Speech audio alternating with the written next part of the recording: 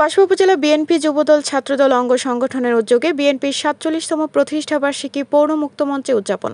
Staff reporter, Kasba টিভির desk.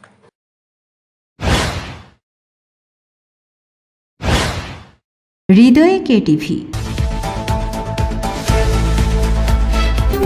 Kasba TV, হৃদয়ে বাংলা। ব্রাহ্মণবাড়িয়ার কসবা উপজেলা বিএনপি যুবদল ছাত্রদল অঙ্গ সংগঠনের উদ্যোগে বর্ণাঢ্য আয়োজনে পালিত হয়েছে বাংলাদেশ জাতীয়তাবাদী দল বিএনপির ৪৭তম প্রতিষ্ঠাবার্ষিকী। বুধবার বিকেলে কসবা আখাউড়া থেকে বিএনপির মনোনয়ন প্রত্যাশী আলহাজ কবির আহমেদ ভূঁইয়ার নির্দেশে আলোচনা সভা অনুষ্ঠিত হয়। পরে স্থানীয় পৌর মুক্ত মঞ্চে প্রতিষ্ঠাবার্ষিকীর আনুষ্ঠানিকতা সম্পন্ন হয়। এতে উপজেলা ও পৌরসভা, ইউনিয়ন, বিএনপি অঙ্গ ও সহযোগী সংগঠনের অসংখ্য নেতাকর্মী অংশগ্রহণ করেন। নেতাকর্মীরা দলে দলে বিভিন্ন ইউনিয়ন, পৌরসভা থেকে মিছিলে মিছিলে বিএনপির ৪৭তম প্রতিষ্ঠাবার্ষিকীতে অংশগ্রহণ করেন। নেতারা বলেন, বিএনপি দেশের মানুষের গণতান্ত্রিক অধিকার, ভোটাধিকার ও ন্যায় বিচার প্রতিষ্ঠার আন্দোলনে অগ্রণী ভূমিকা পালন করে আসছে। প্রতিষ্ঠাবার্ষিকীর এই আয়োজন জনগণের সেই অধিকার প্রতিষ্ঠার লড়াইকে নতুন করে শপথ নেওয়ার সুযোগ করে দিয়েছে।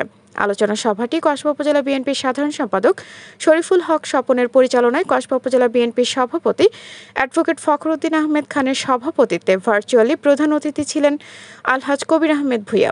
বক্তব্য রাখেন কসবা উপজেলা বিএনপির সিনিয়র সহসভাপতি ইকলিল আজম, কসবা পৌর বিএনপির সভাপতি শরীফুল ইসলাম ভূঁইয়া, কসবা উপজেলা বিএনপির সাংগঠনিক সম্পাদক কামাল উদ্দিন, কসবা পৌর বিএনপির সাধারণ সম্পাদক আয়ুম খা, কসবা উপজেলা যুবদলের আহ্বায়ক মাসুদুল হক দীপু সহ প্রমুখ। এছাড়াও মঞ্চে উপস্থিত ছিলেন কসবা পৌর বিএনপির সহসভাপতি বশির আহমেদ চৌধুরী, উপজেলা যুবদলের সদস্য সচিব জিয়াউল হুদা শিপন, উপজেলা ছাত্রদলের যুগ্ম আহ্বায়ক সিরাজুল হক ইমো, শাহেদুল খা সাদ্দাম সহ প্রমুখ নেতারা। তারা নাকি একটি ইসলামিক দল। আচ্ছা, তারা কিসের ইসলামিক দল? তারা যুদ্ধ অপরাধী ছিল। সুতরাং এই যুদ্ধ অপরাধী দলকে বাংলার মস্তকে বসতে দেওয়া হবে না। সংগ্রামী ভাইয়েরা আমার, আমি আপনাদেরকে আরেকটি কথা বলতে চাই। আগামী সংসদ নির্বাচনে 10টি ইউনিয়নে 9টি পৌরসভা ওয়ার্ডে আমাদের নেতাকর্মীকে আমি বলবো, আপনারা আজকে এখন থেকে প্রস্তুতি নেন। আগামী নির্বাচনে আমার প্রিয় ভাই, আমার প্রিয় নেতা জনাব কবির আহমেদ ভূঁইয়া ভাইকে ধানের শীষ প্রতীকে বিপুল ভোটে বিজয়ী করে সংসদে পাঠিয়ে গড়ে ফিরব ইনশাআল্লাহ। 90 ভাগ ভোট দিয়ে তাদেরকে ক্ষমতায় পাঠিয়েছিল। কিসের জন্য? গণতন্ত্রের জন্য। কিন্তু এই শেখ মুজিব এবং তার দল স্বাধীনতার পরে এই গণতন্ত্রকে হত্যা করে বাকশাল কায়েম করেছিল। আপনারা বাকশাল কি বুঝেন? বুঝেন বাকশাল কি? আওয়ামী লীগ ছাড়া কোনো পার্টি থাকবে না।